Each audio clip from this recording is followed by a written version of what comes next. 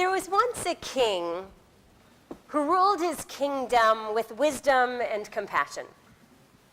As he approached the end of his days, everyone in the kingdom wondered who would be the next ruler. Would it be one of his children? Would it be an advisor, a trusted advisor? Or maybe it would be a general. The king lay on his deathbed, and he announced who he had chosen to be the next king. It was, he announced, the court jester. The jester? Everyone in the kingdom thought this must be a joke. So the king's advisors tried to talk him out of it. But the king stood firm in his decision. The king died, and when the king died, as was promised, the jester was crowned the new king. No one knew, of course, how this whole thing would play itself out. But over time, it turned out that the king had made a brilliant choice. The jester was every bit as compassionate and as insightful as the old king had been. Everyone in the kingdom came to love him and to appreciate him and to rely on him. There was a mystery, though, surrounding the new king, despite the love, appreciation, and reliability that people experienced. Every so often, the new king would retreat to a distant room in the palace, a room to which only he had the key.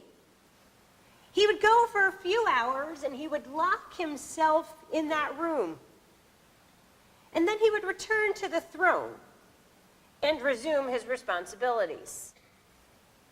What was he doing in that room? The people wondered. Perhaps they conjured he was praying. Maybe he was meditating. Maybe he was thinking or planning. They thought it must have been one of these things. But in essence, no one really knew. No one knew what he was going into that room to do. Once an ambassador came in to visit the king. He came from a faraway land, and the ambassador spent many hours with the king. He too grew to appreciate the king's wisdom and his kindness, his goodness.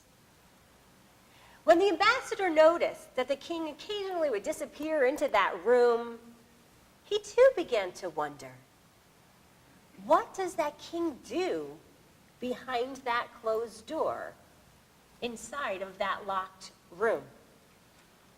So one day, when the king closed the door, the ambassador crouched down and he peered through the keyhole. There he took in the king's great and secret act.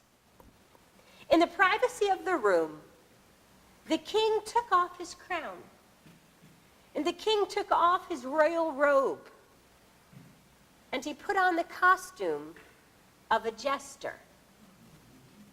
Around and around the room, he danced the jester's dance.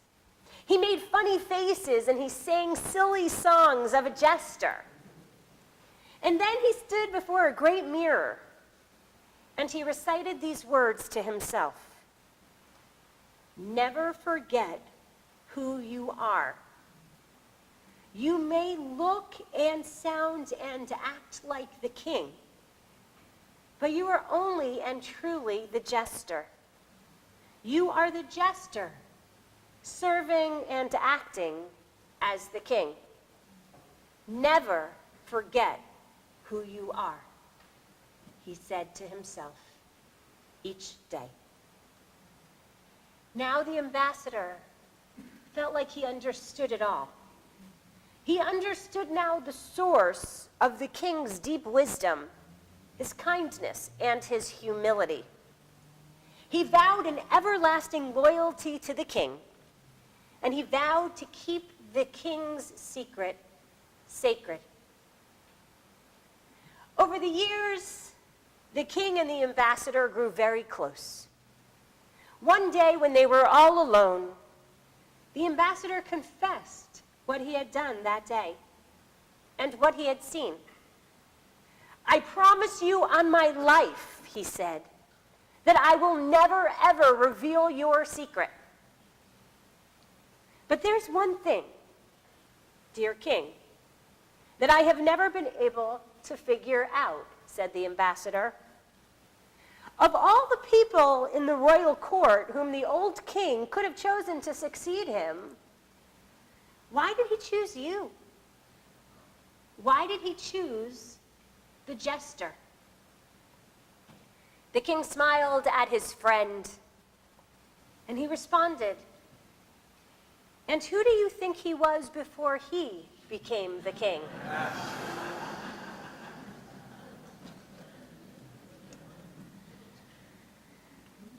This week, we begin the book of Shemot, the second of the 5 books of the Torah, the book of Exodus. And this week, we begin to read the story of Moses. We read about his birth. We read about his upbringing. Like the jester in the story, who then becomes the king, Moses never forgets who he was and where he came from.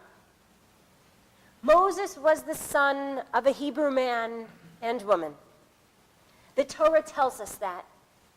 The Torah tells us that he was raised in the palace of the Pharaoh from infancy as the son of the Pharaoh's daughter, who drew him out of the waters of the Nile herself. How is it possible, we ask, growing up in the palace as Moses did, the grandson of the Pharaoh, how is it possible that he did not identify as an Egyptian? According to the Torah, his mother, Yocheved, was his nursemaid.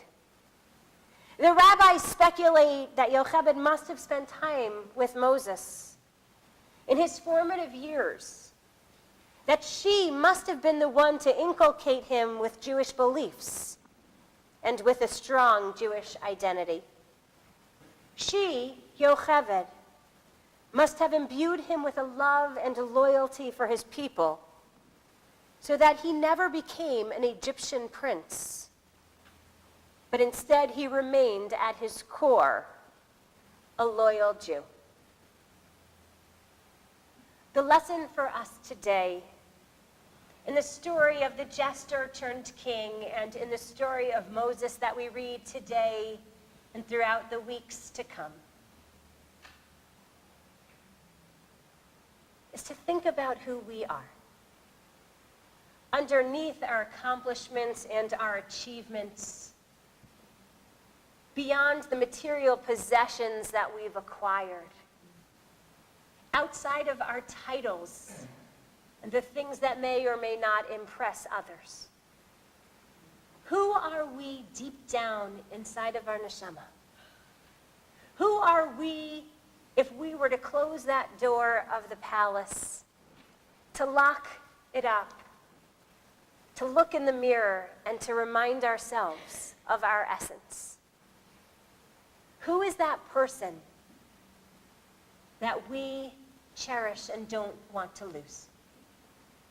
In the story of the jester turned king and in the story of Moses, what we see are 2 people who have a strong sense of their identities.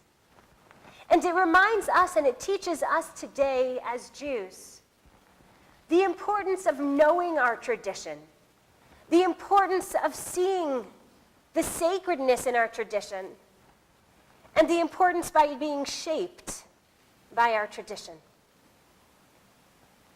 What will we pass along to the future generations? What will we cherish? And underneath, can we love the person whom we really are? Despite our accomplishments and achievements, can we look ourselves in the mirror each day and remind ourselves of our essence, our core values, the things that really matter most. And can we create a life for ourselves that's based on these values, our Jewish traditions, and the things that matter most? May they always be a source of strength for us, and may our truest selves be our greatest gift to the world. Shabbat Shalom.